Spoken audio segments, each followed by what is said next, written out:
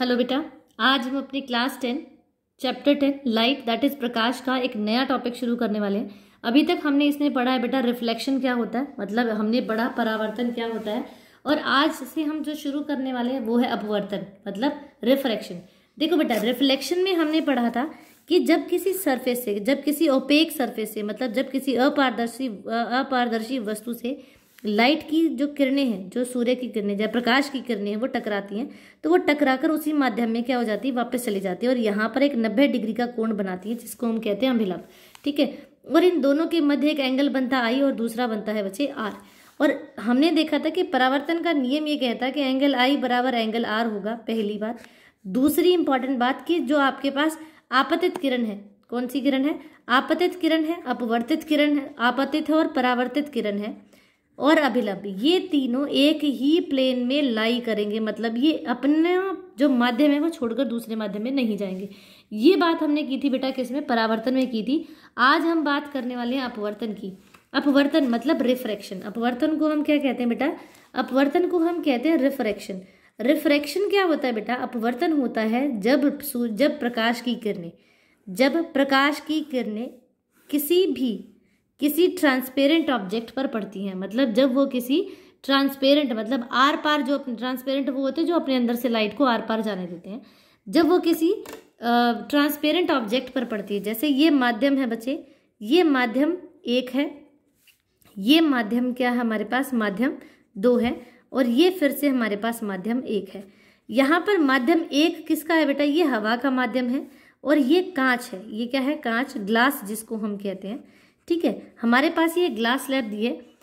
Refraction मतलब अपवर्तन ये कहता है कि जब सूर्य के प्रकाश की किरणें, या हम कहें प्रकाश की किरणें, जब किसी पारदर्शी वस्तु पर, किस पर, ट्रांसपेरेंट क्या होता है, पारदर्शी वस्तु पर गिरती है, तो यहाँ पर एक 90 डिग्री का कोण तो बनाएगी जिसको हम कह रहे थे अभिलंब।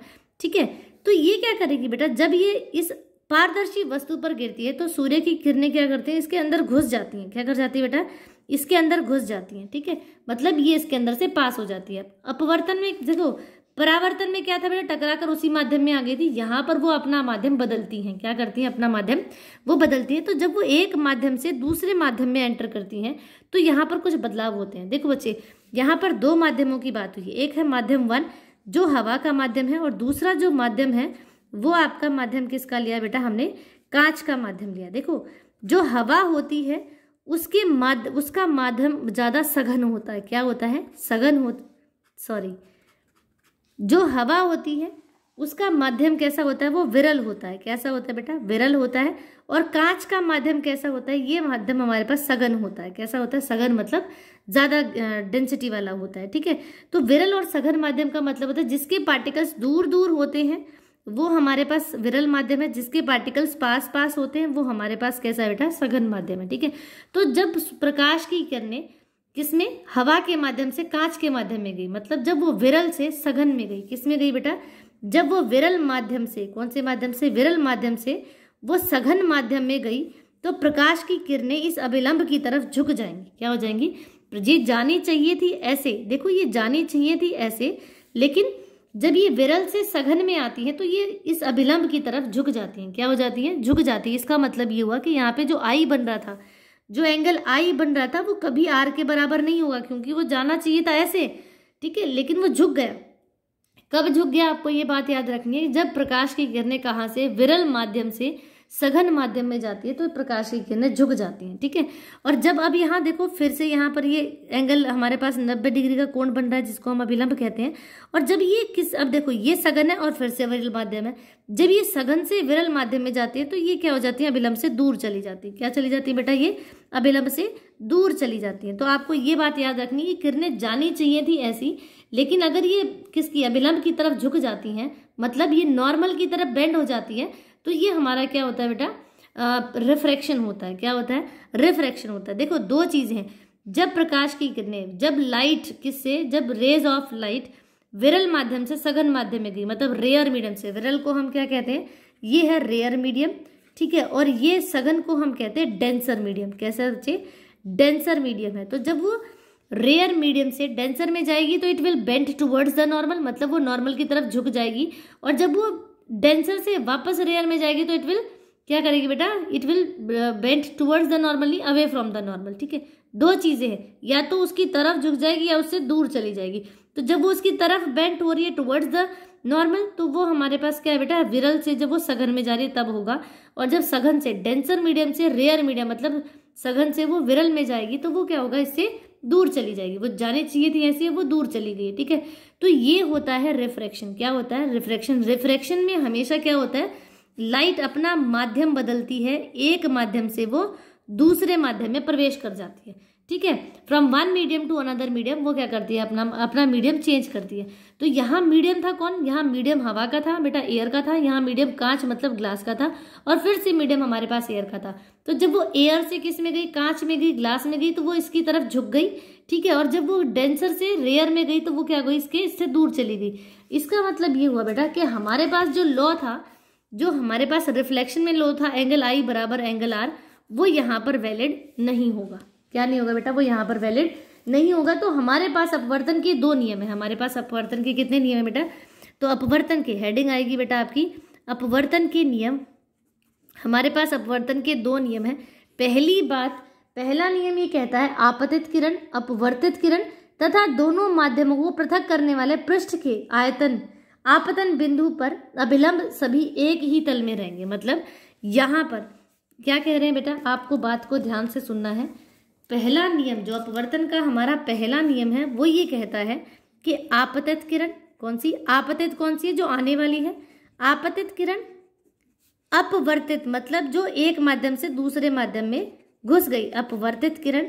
और अभिलंब, और तीसरा क्या है हमारे पास, अभिलंब। क्या है, अभिलंब। ये तीनों अभिलंब, ये तीनों एक जिस पॉइंट पर रिफ्रैक्शन हो रहा है, ये तीनों एक ही माध्यम में रहेंगे। एक ही माध्यम, एक ही तल में रहेंगे। इसको कहते हैं एक ही तल पे। जैसे यहाँ आए तो वो यहाँ पर और ऐसे। ठीक है, तो ये एक ही तल पर, ये क्या है, एक ही तल में रहेंगे। और दूसरा नियम ये कहता है हमारे पास, दूसरा नियम ये कहता है बेटा, प्रकाश के किसी निश्चित रंग या निश्चित माध्यमों के युग्म के लिए आयतन या हम कहें आपतन कोण की जो वैल्यू है और अपवर्तन कोण की जो ज्या है, मतलब जो उसका अनुपात है, वो स्थिर होता है। दूसरा नियम ये कहता है कि साइन आई जो होता है, जो साइन आई है वो साइन आर है, वो किसके बराबर होता है बेटा, वो स्थिरांक के बराबर होता है। किसके बराबर होता है, स्थिरांक, जिसको हम एन से डिनोट करते हैं। ठीक है, किससे डिनोट करते हैं बेटा, स्थिरांक, जैसे नीटा, इसको कहते हैं एन। तो यहाँ पर sine i upon sine r की वैल्यू किसके, नीटा के बराबर होती है। ठीक है, किसके, नीटा के बराबर होती है। यहाँ पर जो एन है, एन की वैल्यू क्या होती है बेटा, देखो अपवर्तन हो रहा है तो यहाँ इसको हम कहते हैं अपवर्तनांक। क्या है ये, आपका अपवर्तनांक है। तो अपवर्तनांक निकालने के लिए क्या कर रहे हैं हम, अपवर्तनांक। ये बहुत इंपॉर्टेंट टर्म है बेटा आपके पास। अपवर्तनांक जो है निकालने के लिए हमारे पास फॉर्मूला होता है, क्या होता है, अपवर्तनांक बराबर होता है बेटा एन बराबर होता है सी बटे वी। क्या होता है, एन बराबर सी बटे वी होता है। ठीक है, ये आपका अपवर्तनांक है। जो सी है, one of very important line, जो सी है आपके पास, सी होती है स्पीड ऑफ लाइट। क्या है, स्पीड ऑफ लाइट, प्रकाश की कितनी गति है, तो वो गति हमारे पास सी होती है। और प्रकाश की गति, जो लाइट की स्पीड है बेटा, वो 3 × 10⁸ मीटर पर सेकेंड होती है। ये बात आपको याद रखनी है कि जो लाइट की स्पीड है वो 3 × 10⁸ मीटर पर सेकेंड होती है। ठीक है, कई बार क्या होता है, मीटर से किलोमीटर में चेंज कर देते हैं। तो सी की वैल्यू 3 × 10⁻⁵ अगर 5 लिखी है, अगर उसके साथ किलोमीटर पर सेकेंड है तो ये ठीक है, अगर ये मीटर पर सेकेंड है तो गलत हो जाएगा। तो आपको ये दोनों वैल्यूज याद रखनी है। सी की जो जनरल स्पीड ऑफ लाइट होती है वो 3 × 10⁸, 10⁸ मीटर पर सेकेंड होती है। ठीक है, तो ये हमारे पास क्या बचे, ये अपवर्तनांक निकालने का तरीका है। तो सी की वैल्यू तो आपके पास 3 × 10⁸ हो जाएगी। और वी यहाँ पर क्या है, वी यहाँ पर है माध्यम, जिस माध्यम में वो एंटर हुई है, माध्यम 2 में प्रकाश की चाल। ये तो थी बेटा, देखो ये माध्यम 1 में प्रकाश की चाल थी। ठीक है, जो हमारे पास फिक्स है सी, वो 3 × 10⁸ है। और ये क्या है, माध्यम 2 में, क्या है, माध्यम 2 में प्रकाश की चाल। ये क्या है, माध्यम 2 में, ये हमारे पास है माध्यम 2 में प्रकाश की ये है प्रकाश की चाल किसमें, माध्यम 2 में। और इस तरीके से आप n की वैल्यू यहाँ पर निकाल सकते हैं। ठीक है, क्या निकाल सकते हैं, n की नीटा अपवर्तनांक निकाल सकते हैं। ठीक है, क्या निकाल सकते हैं बेटा, अपवर्तनांक निकाल सकते हैं। जैसे आपके पास, मैं एक क्वेश्चन यहाँ पे आपको कराती हूँ बेटा। आपके पास दिया हुआ है कि जो स्पीड ऑफ लाइट है हमें पता है वो तो 3 × 10⁸ है। अगर यहाँ पर 3 × 10⁸ आपको दिया हुआ है और अपवर्तनांक आपके पास दिया है बेटा 1.5, कितना दिया है 1.5 यहाँ पर दिया हुआ है। तो आपसे कही जाए कि v की वैल्यू निकालो, क्या निकालो, v की वैल्यू निकालो। तो आप रखेंगे n बराबर c/v, क्या रखेंगे, n बराबर c/v रखेंगे। c की वैल्यू 3 × 10⁸ और यहाँ पर लगाएंगे 1.5। ठीक है, ये पॉइंट हटेगा तो ऊपर 10 पहुँच जाएगा। ये हो गया आपका बेटा 30/15 × 10⁸ 8। और आप 15 दूनी 30 होते हैं तो आपके पास क्या निकल जाएगा, यहाँ पर आपके पास बेटा, ये थोड़ा सा गलत हो गया, नहीं ठीक है, आपके पास v बराबर आपने c/n किया था और वहाँ से ये वैल्यू आई है। ठीक है, तो आपके पास v की वैल्यू आ गई 3 × 10⁸ मीटर/सेकेंड। ठीक है, तो ये स्पीड ऑफ लाइट किस में है, ये माध्यम 2 में आई है। तो इस तरीके से आप माध्यम की स्पीड भी निकाल सकते हैं, आप किसी का अपवर्तनांक भी निकाल सकते हैं, किसी भी वैल्यू का आप अपवर्तनांक भी निकाल सकते हैं। जैसे निकालने के लिए बताती हूँ बेटा, आपको बस एक क्वेश्चन और दे दिया। जैसे c की वैल्यू आपके पास दिया 3 × 10⁸ मीटर/सेकेंड। ठीक है, और आपके पास v की वैल्यू दिया 2 × 10⁸ मीटर/सेकेंड। ठीक है, आपको कहा जाए इसका अपवर्तनांक निकालिए। ठीक है, तो n बराबर आप रखेंगे क्या, c/v रखेंगे। c की वैल्यू आपने रखी 3 × 10⁸ और v की वैल्यू रखेंगे आप 2 × 10⁸। ठीक है, तो ये पावर से पावर कटी, 2 से अगर ये काटेंगे तो ये 1.5 में कटी, तो यहाँ से अपवर्तनांक निकल गया बेटा 1.5। ठीक है, तो इस तरीके से अगर आपके पास n दिया है, c दिया है तो आप v निकाल सकते हैं, n दिया है आपके पास c और v दिया है तो आप n निकाल सकते हैं। ठीक है, तो ये कैलकुलेशन आप बहुत आसानी से कर सकते हैं। ठीक है, अब आपको जो मैं इंपॉर्टेंट बात बताने वाली हूँ बेटा, जो आपको याद रखनी है वो ये है कि जो प्रकाश की किरणें अपवर्तनांक किस में ज्यादा होता है और किस में कम होता है। ठीक है, जो आपके पास क्या होता है। चलिए, तो आज के लिए इतना ही बेटा। आई होप आपको आज की जो क्लास है वो समझ आई होगी। चलिए, तो अगर अभी तक आपने मेरे चैनल को सब्सक्राइब नहीं किया बेटा, तो आप नीचे दिए हुए लिंक पर क्लिक करके मेरे चैनल को सब्सक्राइब कर सकते हैं। मेरे चैनल का नाम है बच्चे बियॉन्ड इमेजिन पॉइंट। चलिए, thank you for the class बेटा।